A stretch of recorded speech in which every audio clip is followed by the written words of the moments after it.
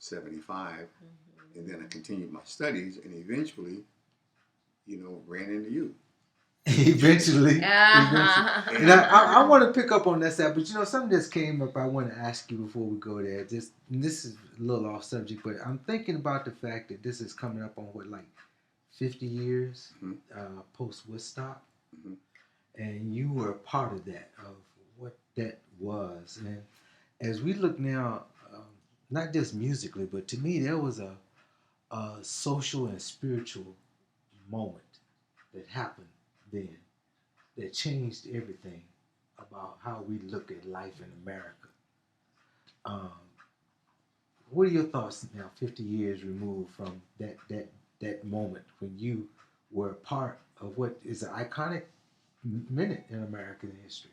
Well, the thing that stood out to me is having a bunch of young people together on that large of a scale, 500,000 people together, and you didn't hear about a lot of violence. Yes, no violence. Yeah. Because I heard there was a documentary on PBS or something last week that I was looking at, and they were talking about how after Woodstock, a group of promoters trying to do the same thing on the West Coast.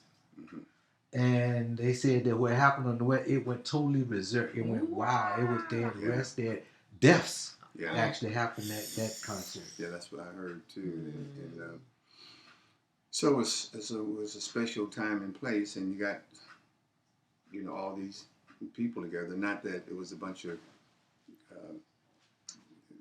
angels, so to speak.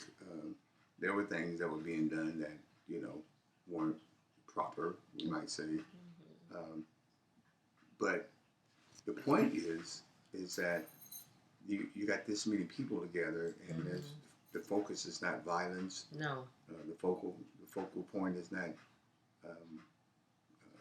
committing crimes like stealing. Right.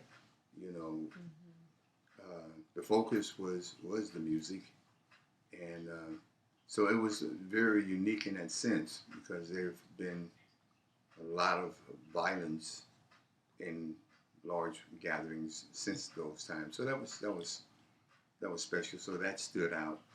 The fact that you can have that many people together.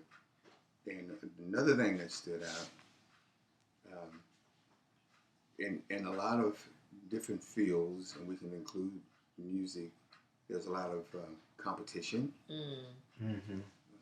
This person trying to outdo that person, and this group of people trying to do that, outdo that group of people. There was a different camaraderie among the musicians at Woodstock, and nobody was, to my knowledge, was really trying to outdo other folks.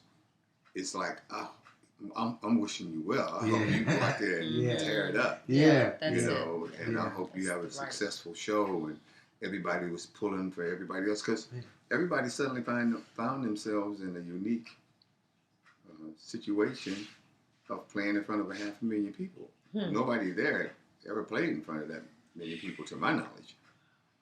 And so you found yourself in a situation like that. Oh, and another thing too is, since it wasn't planned, there was a shortage of everything.